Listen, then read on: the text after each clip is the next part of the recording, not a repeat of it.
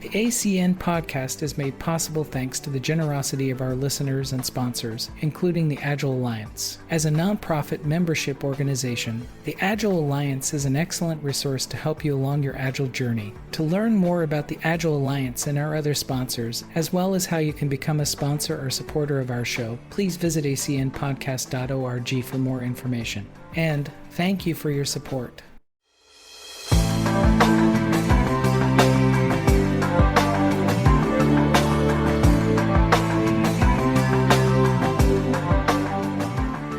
Good morning and good evening, everyone. This is the Agile Coaching Network. This is episode 22 of Coaching Network. It's brought to you by the Agile Alliance.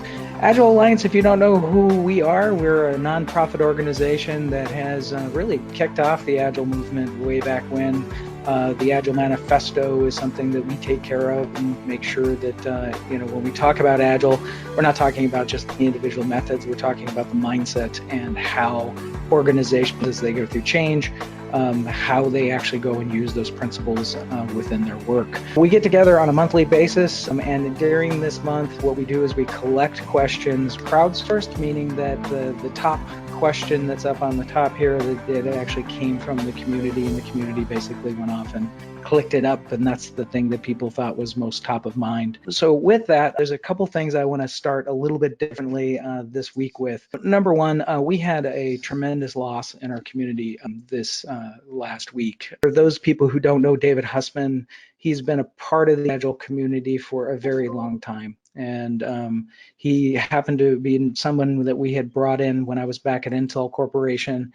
We brought him in to kind of challenge our thoughts on how we were doing Agile. That's when I first got my view of Dude's Law, which is, how value gets created, and his perspective on things were of such of a uniqueness to us that it allowed us to understand where we were doing, I think, good as Agile coaches within the environment and areas that we ourselves needed to go off and improve. The other dimension that I wanted to add about David is that over the years, the one thing that I've noticed that he had done very well is he was an advocate for people. And meaning that if I look at my own coaching, as I used him and would call him up, he would always have some time to give me some mentorship. It wasn't like I was, and it wasn't like I have to pay him for this. He was just like really cool about, hey, let me give you some advice in that area. The other thing he was able to do was to be able to be an advocate for younger people who haven't been up on stage and haven't been speakers before, and he thought that they had great ideas that needed to be shared. He was always finding opportunities for people to step up and to allow their voice to be heard louder than his at times, actually most of the time. So I think that's the other aspect, I think, of the mentorship he's done in this community. He's launched a number of people that you see today as, I would say, the new generation of thought leaders. There was a lot of his mentorship that was it. And so I just want to just pay a small tribute to him, because he's been a great friend of mine, and really just sad about his loss. So with that, we've been doing a narrative project in the Agile Alliance for the last 2 years, and we've been collecting stories from you in the Agile community. And what this particular methodology does is it helps us to point to sort of common stories that are in our environment. And in the narrative project, what we found over the last 2 years that we've done it, there have been a number of stories about psychological safety. Let me go ahead and read you one of the exemplar stories that best represents, the problem we see happening in the Agile environment. The story reads, during an Agile transformation, an impediment about fear of speaking up has surfaced. As an Agile coach, I've talked to people to see what the issue is. About 1/3 of those people said, yes, I'm afraid to speak up to management. When presented with the data to management, they choose to ignore it and think about it. And so to kick off our conversation today, I'd like to ask the question, with this type of story of being so prevalent in our Agile environment, how can we improve psychological safety within an organization? Because you can't go Agile unless this thing is fixed. York, did you want to take a first stab at this? Yeah, I can. I think there are multiple aspects. One thing that's already at least shown here, is make it visible to everybody, to management, and as well acknowledges to the people who have this fear. Because if you're aware that you're afraid of something, it's sometimes easier to deal with it, because you can make conscious choices and do things that make a difference. One very good thing is to do the positive example and say, this is something where people dared to do something and it went well. So that's one thing. But the most important thing, because it's a people thing both ways, the people who are afraid and the people whom they are afraid of, these two need to come together in a way.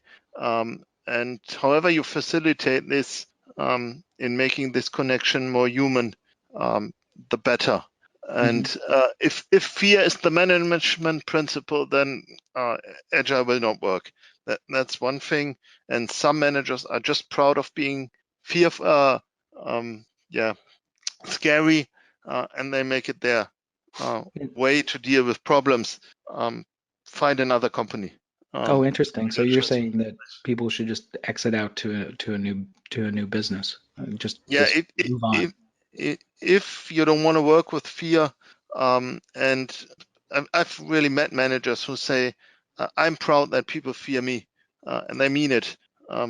There's just no way if they have the say in that situation to turn them around, because that's what they've maybe learned for 30 years.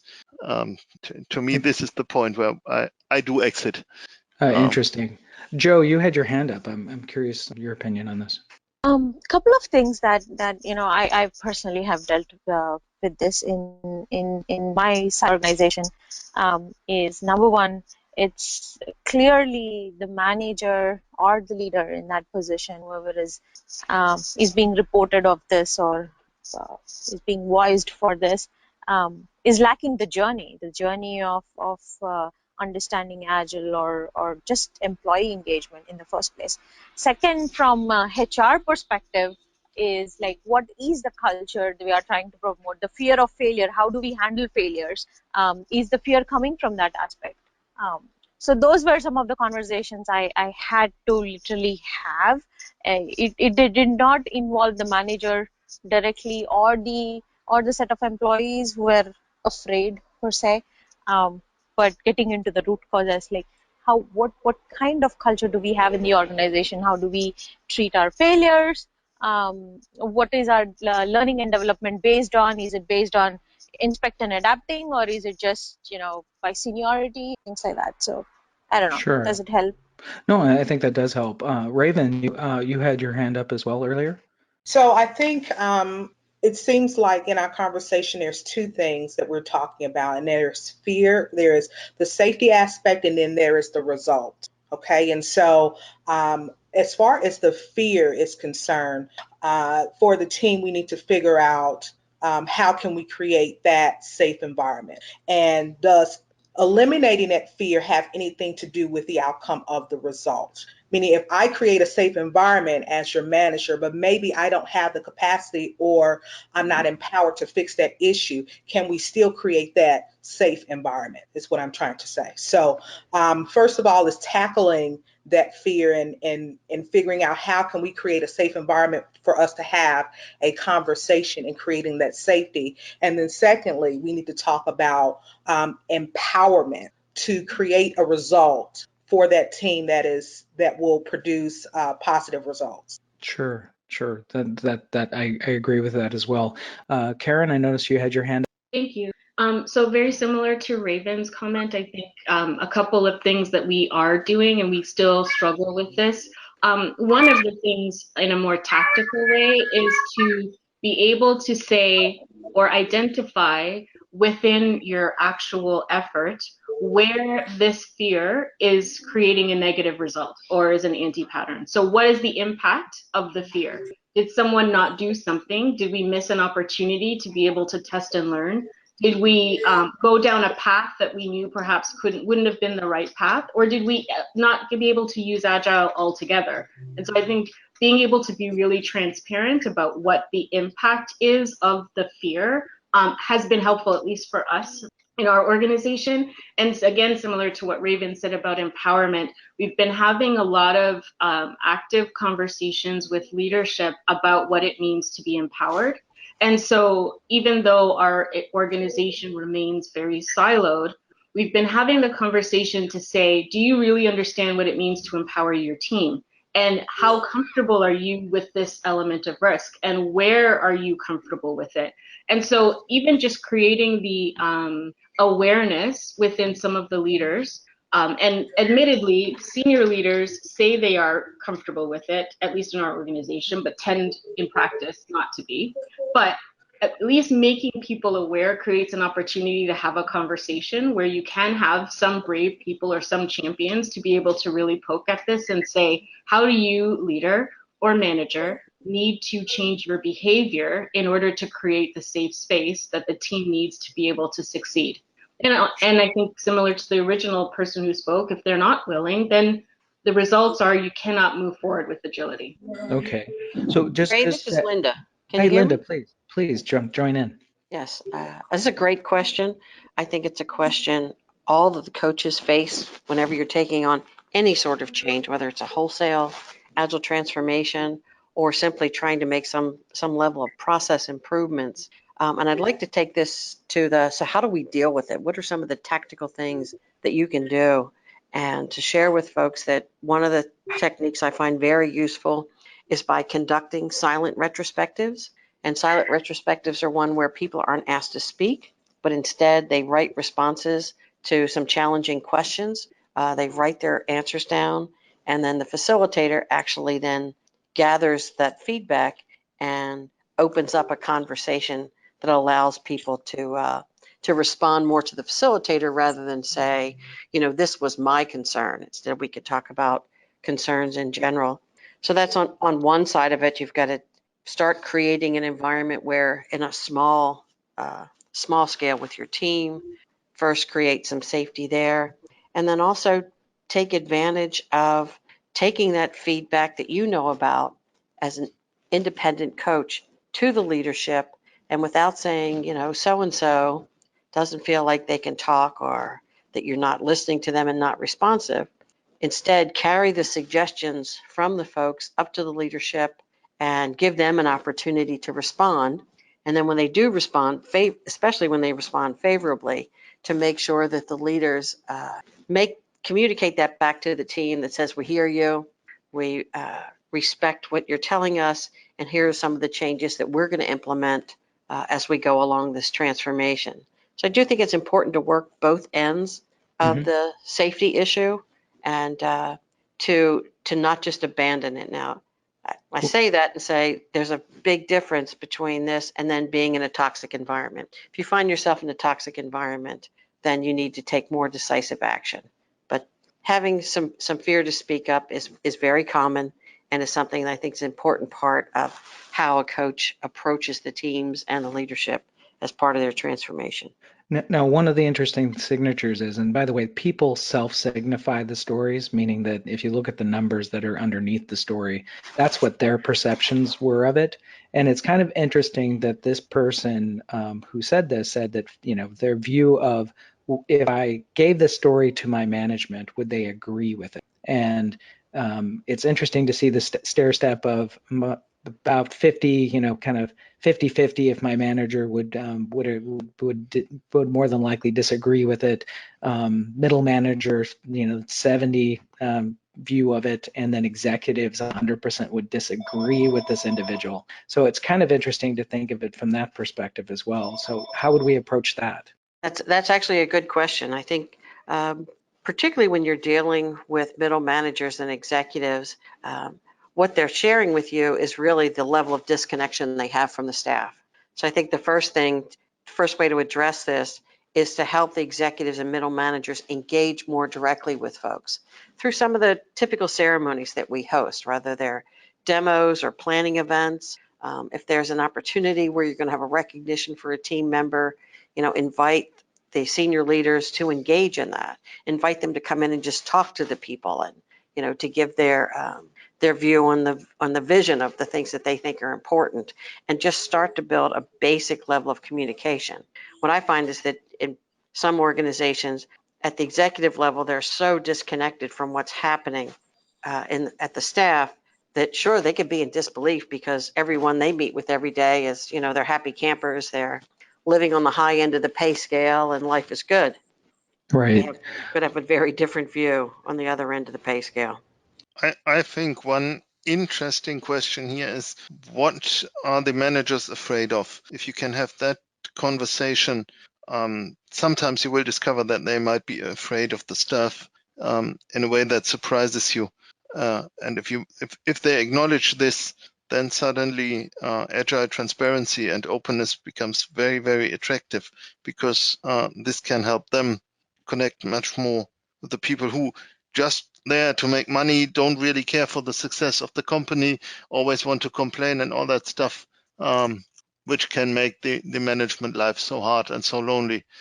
So that's a opposite direction to this one. I think it's about bringing people together, and also about, developing the coaching competencies in at different levels and in the hierarchy of an organization.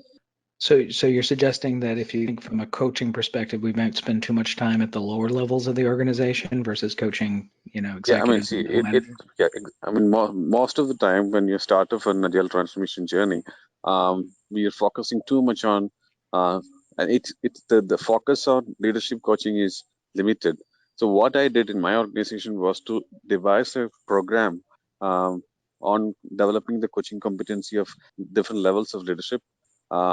It has multiple components, primarily not just about agile or lean principles. It's also mostly about the way they listen to people, of how they, and of course, as somebody mentioned earlier, we also have retrospectives, big room retrospectives, as an opportunity if you're able to get them together to one room.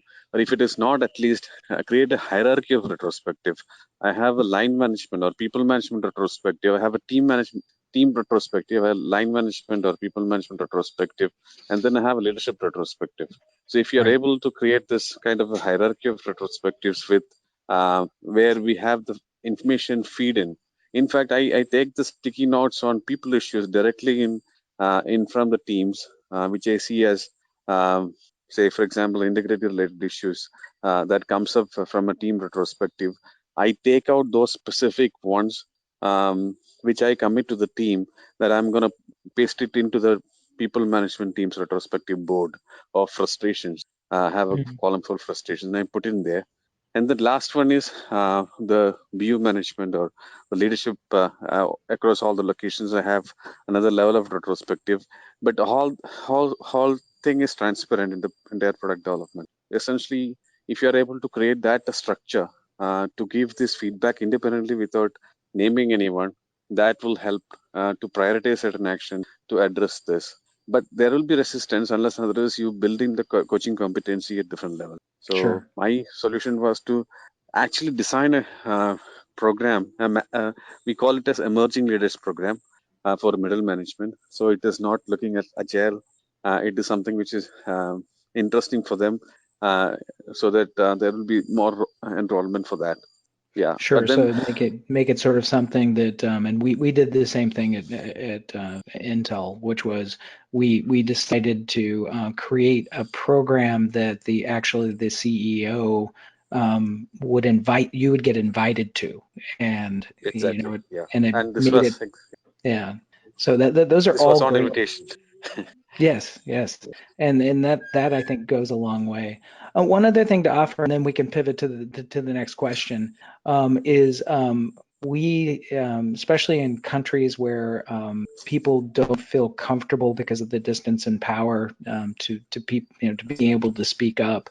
We actually used a process called ritualized dissent, an actual method and a process that people can follow to be able to give such feedback. And by following the process, people felt safer by doing this. And the way that it worked is that people would sit around the table. Let's say a presentation of an idea would come out, and what we would do is we would say, for the next 10 minutes, we're just going to say everything that's wrong with the idea. and do it in a way that's not attacking the person who presented, but let's make this a better idea by not just giving a bunch of compliments about it, but let's also look at it from the other side. And we time boxed it so that we knew that we're going to be uncomfortable for about 10 minutes. We're gonna get out what we felt was wrong with the idea. And then what we found when we retrospected that in certain countries is we thought we would get people, oh, I was uncomfortable with it, but we found that because people were following a process, they felt comfortable with doing it now. So you can codify it a bit. Yeah. So with that, do we want to pivot to the next question?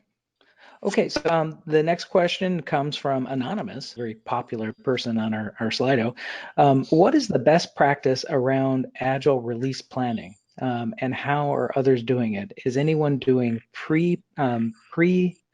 planning sprint in advance to providing the overall roadmap? So like I guess a sprint zero event. I'll go ahead and kick it off. As far as what we used to go do, especially because we had such big organizations that were using Agile, yes, we did do an Agile release planning session for a project. We did it in a methodology which is called collaborative chartering. The collaborative chartering allowed us to at least get a first pass idea of how long we thought the project was going to take. One thing that as well I try to do in the kickoff, make sure the real points in time that are mandatory for business success are really, really visible. Because that's sometimes a challenge that people bring. You're working from a backlog. How will I ever know when something is done? But I need something at a certain point. So I make very, very sure that these points in time, like exhibitions, customer presentations, whatever, are known, and that everybody is aware that these points will be coming up. Did you ever have any pitfalls with publishing said plan? Meaning that Yes. okay, what were some of the challenges after you Yeah, gave that? the challenges are that scope creep immediately starts. People try to put additional scope into what you show them. They try to discuss that there is no uncertainty. So this is a perfect commitment, and it will happen like this in 3 years. These are the typical discussions, and Did you find that was sort of the old mentality of the company kind of creeping in when you yes, did this? totally. These are the old reflexes that come in, and interestingly, they come from let's say a certain group of people that try to avoid being part of the first planning. When they are asked to put their stuff into the backlog, they say, do it for me, and all this kind of stuff. You really, really need to engage them early on, so that because their main fear, at least in a lot of companies I've seen, is that for whatever reason, some people think engineers are trying to optimize their own work for their fun, or for their time, or for whatever, but not for customer value. And you really, really need to confront that early on by making sure that what you really want to achieve is that and that content, that and that customer wow effect, whatever it is that makes the biggest difference. Because if you start talking about that and really meeting this, all the details become a matter of work and doing things and delivering, but no longer of belief or fear or whatever. And for this, an early, let's say, agreement on targets is really, really important, and making sure you speak the same language. Don't have one group talk about technical terms and the other about sales figures. Let all of them talk about customer value, which is neither of the before mentioned, at least not completely.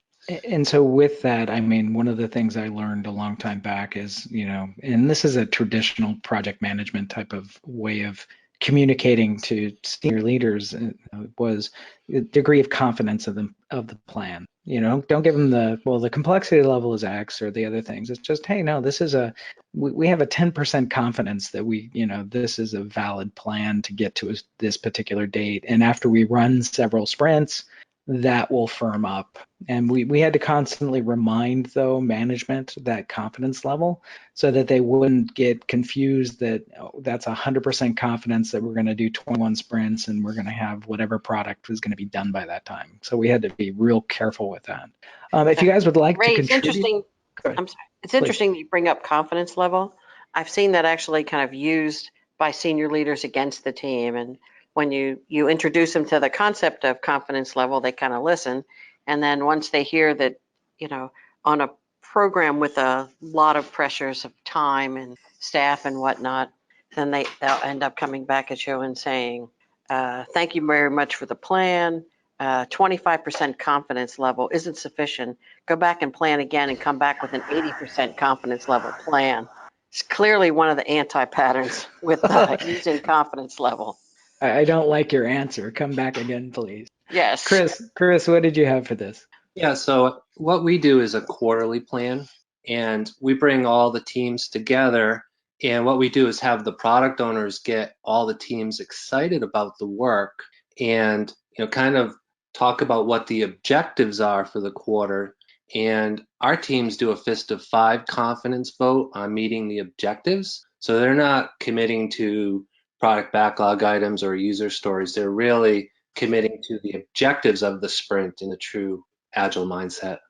Oh, that's very good. And how did you get to there? I'm kind of curious because that sounds like a great state to be. So how do we get there? We had some external Agile coaching, which helped us. And while we're not adapting like SAFe, we're using some of the scaled Agile patterns to help us get there. So through good coaching and inspecting and adapting and holding retrospectives on our quarterly plannings to continuously make them better has been helpful. Anyone else have anything to offer here? Well, I am going to go ahead and roll forward to the next question then. The next question comes up is, can Agile adoption on one team be different from another team? When the organization is transitioning to Agile, what are the rules that all teams should follow? Linda, do you want to take a stab at that one? When you're first starting out with Agile adoption, the rules need to be more around the principles. And let's focus on why are we here anyway? What are we trying to do? What values of the Agile Manifesto resonate with us as a group? And then work toward how do we then take those values and implement the practices that help make those, that resonate with those values in our organization. I honestly am not a big fan of a lot of rules to start. The rules are more simple, like be engaged, be open to learn new things, be willing to be vulnerable in the moment, right? Mm-hmm. And be willing to try something you've never tried before and stay focused on the goal of the business. That we don't do these transformations for the sake of being agile. We're doing them to deliver value to our customers. I think having the right focus is important, and let the teams kind of make up their own rules. Really, that's part of what the working agreements are about. Mm-hmm. They should be based more at a team level than across an organization. And I think you said something key there, and not very much rules as much as a set of agreements that we have decided to follow as a team or even as a group, right? Yeah, right. How about others? Hey, Ray, there's something that Alistair Coburn has taught us in Agile coaching. It's called Shu-Ha-Ri. I think a lot of coaches might be familiar with that. And the concept Shu comes from martial arts. You remember the old Karate Kid movie where he was learning to wax on and wax off, and he really didn't understand why he was doing it, but he was learning the basics of the mechanics of the rules.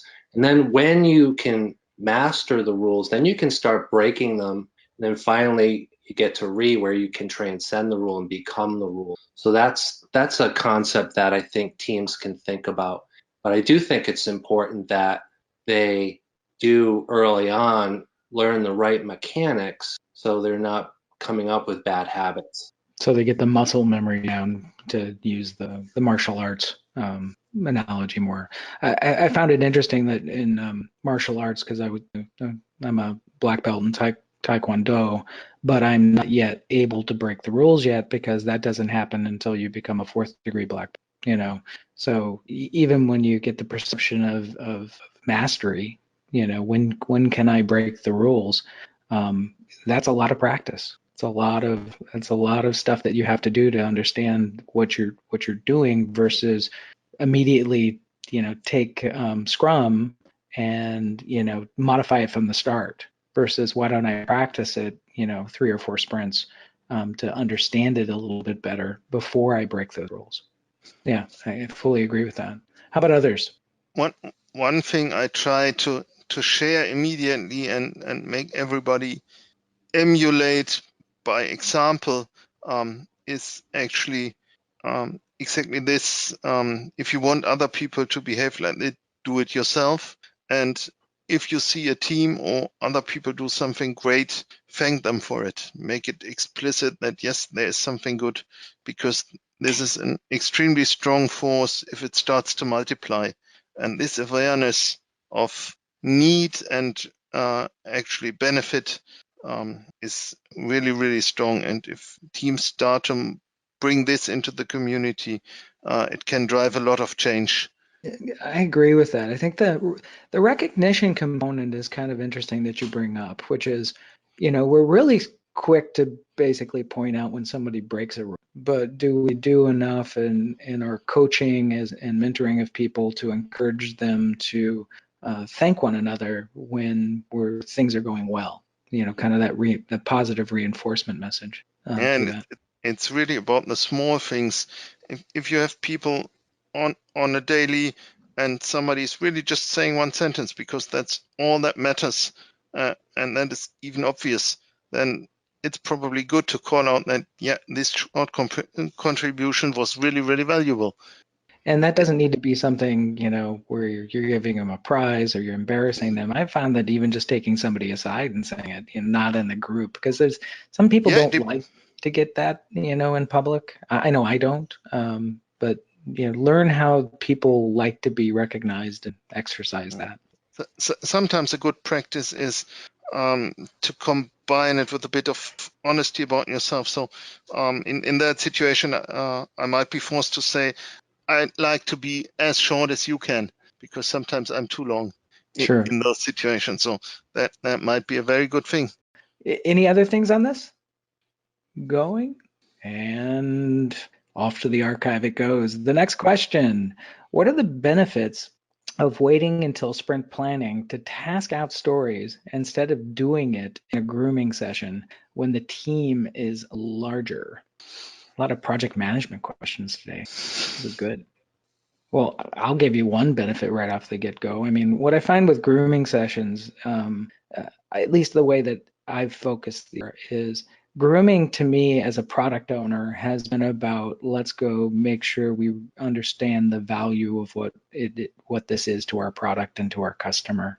And some of the grooming is literally more like clipping limbs off of my backlog first, rather than trying to go break something down to you know, a planning level of detail.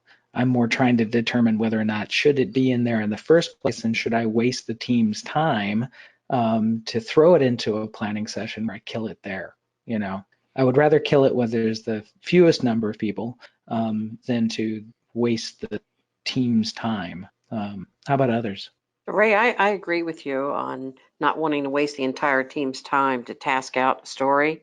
Generally, once I get a team up and fairly proficient with the activities of sprint planning, I tend to send the team off and say, you know, maybe we'll have a break around lunchtime or whatever and say, go off for the next half hour and everybody take a story and task it, and then come back, we'll have a quick review and we'll wrap up. And I find that, one, people appreciate the break from sprint planning, and that way, you know, the tasking is intended to be done by anyone, so it shouldn't be specific to an individual who may actually pick up the story. And I find them tend to be more valuable. And if anything, what you may find is that once you do lay out the tasks, what you thought you might have had an understanding of around how the story would be satisfied and implemented, you learn could be different once you see the tasks that are involved in getting that story to done. I agree with that, definitely. How about others? I would agree with what both of you said. And the concept I love to use with teams is let's plan at the last responsible moment. And we never know from sprint to sprint if we're doing things ahead of the sprint, if it's actually going to be something we take on next sprint, right? We need to respond to changeover, follow a plan. And the other thing I'll just say is that, it's a myth that we have to task everything out in sprint planning. Right. Our sprint backlog does not have to be locked and loaded on sprint planning day. In fact, that's what our daily scrum is for. It's to plan to meet that sprint goal and what's the most important work. So our sprint backlog should be emergent throughout the entire sprint. I fully agree with that, and that I think also heightens the importance of the daily stand-up. Is that we are inspecting and adapting on a daily basis. It's not like the work has to be done there, but when you come into the plan, and I see very vibrant daily stand-ups where people saying, "Hey, we learned this yesterday, and based upon that learning, we're making this adaptation to go this other direction." That to me feels a lot more healthy than I did this yesterday, I'm going to do this today, and my impediment is oil, whatever it might be robotically. So one other thing I'd add to waiting for sprint planning to task out is that in my experience, as a team matures in the process of planning and they mature in their interactions with each other, they learn to write smaller stories. And smaller stories, one of the rewards, I think, of actually creating a smaller story is that a team that really is accustomed to working together, I find they typically don't really need to task the story out at all. The story and its acceptance criteria are sufficient enough. The team has the conversation. It's, a high fidelity conversation and they know what to do. Yes, they might have to talk about it in a daily stand up to kind of refresh memories and whatever. But I do find that, there's room to actually just skip tasking altogether once a team has matured in their practice.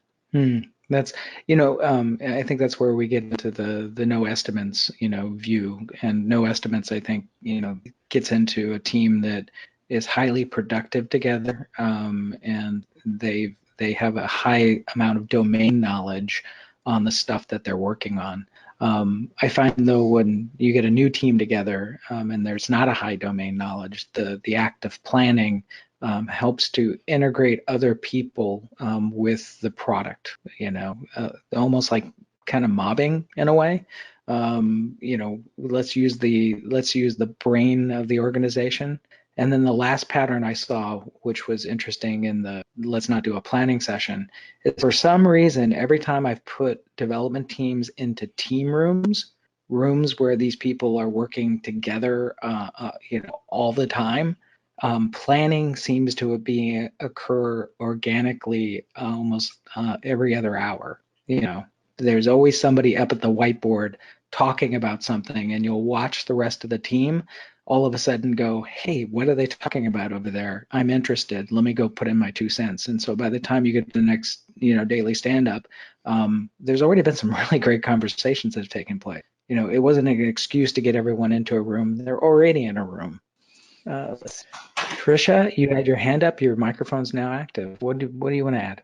Hi, yeah, this is Trisha Dorr. And I just wanted to comment around tasking because in our organization we find out that if we don't do a good job about tasking in the beginning, we expose ourselves to risk of not completing the sprint because all of a sudden we have 20 more tasks because we didn't, include them all.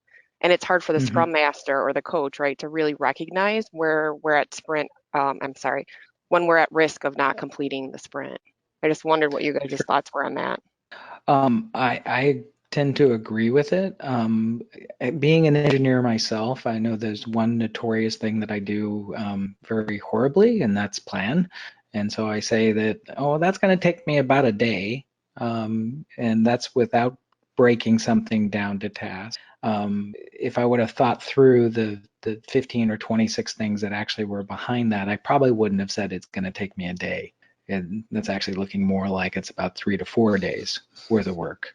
So I tend to think that, especially with people who are new to a task, like I said originally, that the act of planning is something that at least gives them a lot more visibility of the knowns and the known unknowns that might occur while they're working. The unknown unknowns, those are just going to come up and happen. But we want to be able to make sure that somebody has thought through it a little bit. Does that make sense? Or to teach them to think through it a little bit? Yeah, I guess at our organization, what we're trying to implement here is that we do use the confidence, the confidence vote, Mm-hmm. because oftentimes we'll bring the stories in our planning, we'll commit to it, but then we'll task it out and then do the confidence vote at the end just to make sure that, hey, once we task this out, do we really think that we can commit to all of this work now that we see what it Mm-hmm. entails? And that's the fist of five. Is that what you do? Yeah, yeah. Okay. What I find that at least what the fist of five does, it's using the organizational brain then versus the individual. And what typically will occur when you do that is that as a developer, I might have the perspective, oh, that's an hour code change. But the person, if the person who's more focused on testing that 1 hour of that change, that might be 36 hours of retest because of just where it is in the code. And so if you just listen to one person, you're going to get this kind of false, view of how long this is actually going to take versus how long is it really going to take us to ship it. So I agree with that. How about others? Yeah, I would, maybe, please. go. I would just say what's really important, it's kind of the forgotten piece of sprint planning, is the sprint goal. And, that's really the what. Your sprint backlog is your forecast. And teams can really get focused from a sprint goal and rally around a sprint goal. So you're not committing to the dozen product backlog items you pulled into your sprint. You're committing to a sprint goal. And Right. that gives the team like their guiding North Star. So consider that if you're not using the sprint goal. And I see many Scrum teams forgetting about that. So something to look into. I fully agree. Well, let's go ahead and pivot to the last question of the day. Go Maybe, ahead. Ray, allow me one comment, because I see some question that a lot of managers pose sometimes, especially on Scrum. I see that this Agile is good, and keeping people engaged every day is good. But actually, why are you spending so much time on planning? And if you use the grooming to task out stuff, then suddenly the urge can come. Can we do the sprint planning very fast? We already agree on the goal. We have the task. Let's go. And this is really, really bad stuff. So I want to make sure everybody is really aware that if you see this tendency, it's really something to intervene and not take it lightly.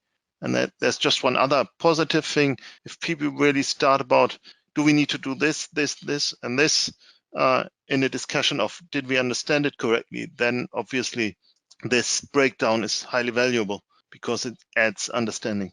Right. And by the way, if there are managers on the call, just being a fly on the wall during these sessions, you can gain so much information about what the team's working on. And stop asking status reports. Just go to the rituals, please. You'll find that they're very valuable. And with that, I'm going to go ahead. And you know what? I think Randy is on this call. So, Randy, you can probably give us a little bit more contrast to this question. Leadership wants to see metrics. While velocity is an easy metric to show, it does not tell them anything about value. What metrics are best to go give leadership? And I am going to, Randy, do you want to add anything to that? Randy, your microphone's active. Yes, can you hear me? Yes, I can.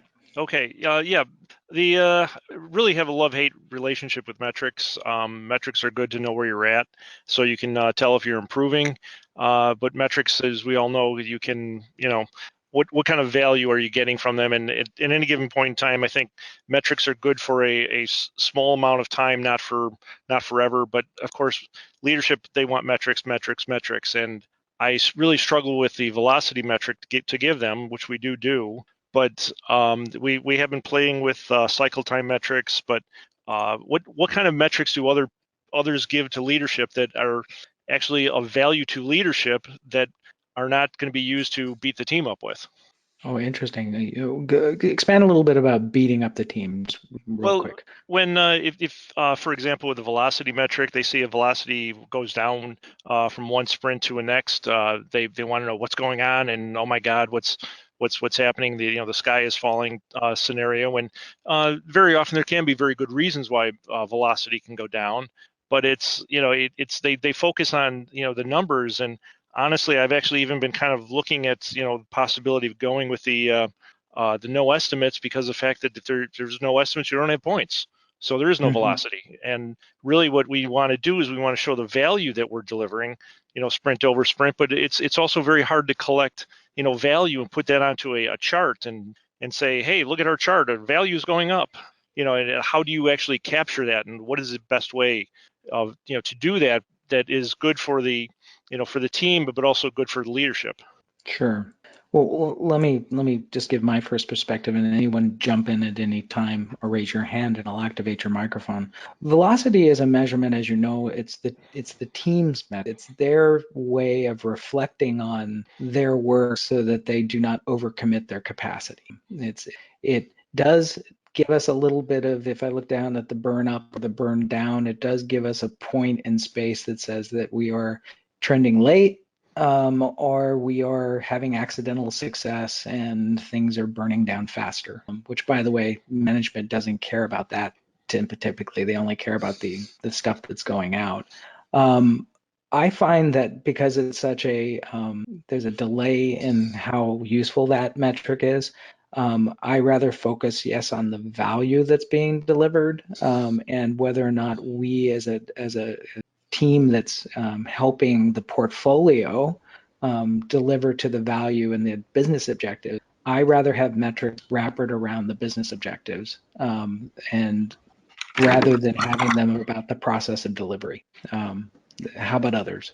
Sometimes I create a metric out of the retrospectives, really improvements, identified improvements delivered. However, the ideas from the team are, but if you can show just a continuous stream of improvements, very low numbers make a big impression in organizations that are used to 3 years project time, 10 hours lessons learned, nothing applied ever. So if you can show them that you're really changing something based on actions taken and completed, this is a good metric that gives positive feedback for pretty few hours spent. Right. One other thing to add is, in the retrospective process, if you care about the velocity of the team, you should also care about the health of the team. I know that some of the metrics that were collected around velocity were, does the team feel happy? Do they feel burned out? So yes, they had a very high velocity this last week, but guess what? We're burning out our staff, and if we burn the engine out, we're going to not be well. And so if you think of that metric being around the efficiency of the group and how they're working together, and that they have it under control, meaning that they know why they're doing the dips and the trends that are happening in the velocity, and that the team that's focused on coaching those organizations or monitoring it so it doesn't overheat. To me, as a senior manager, I care that someone's looking at it from that perspective. Now, as far as the product delivery perspective, I care that, yes, we're trending, but the metric for me is, what conversation should I be having with our customers if we're starting to see that the 5 items that are at the bottom of our backlog may not be released in the product. And since we've already prioritized it ordinarily, most of the conversations are going to be about, okay, well, that bottom one, which we debatably didn't think that was going to get on the product in the first place, but we put it on there at the bottom of the list, it's not going to come true. And go ahead. Yeah, with regard to health of the team, I'm just thinking of a colleague of ours, and I just want to mention the happiness index. It's a really good thing to ask the team regularly, do you like to come to work, and how do you feel getting up in the morning, stuff like that, and then put it into numbers. And if the management can deal with it because they are open-minded, this is a real indication where quality and delivery will be heading in the future. Right. The other thing to add to this, Randy, is taking the Kano model, if you're familiar with it, which breaks down the must-have features in the product, the ones that we've already determined that if we don't have it, it's not really a product. Meaning that, you know, if you're selling a cell phone, of course it needs to be able to dial, and if that feature doesn't work, we really don't have product. But you also measure the excitement of the potential of that particular other feature that might be in there. What is the net promoter of that? Sort of the I'm excited about getting that feature. And yes, it differentiates me from the rest of the other products that might be in that particular ecosystem. We've showed metrics like that on an ongoing basis to management that says we're delivering 4 or 5 key features that are different than our competitors, and here is what it's looking like for the delivery of those features. Are we on track? Are we not on track? And they didn't care as much about the velocity number. They cared about, you know, and I hate to say that management likes their, you know, their stoplights, you know, the red, yellow, green.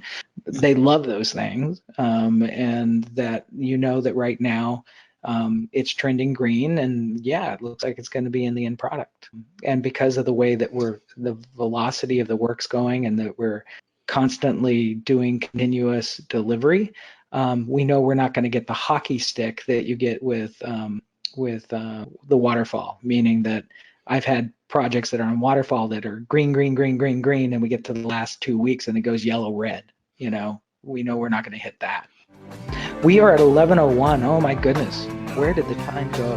I'd like to thank everyone for this week. The podcast, just to give you some numbers, actually just numbers of just the overall group. We're over 500 members now in the Agile Coaching Network, which is really cool.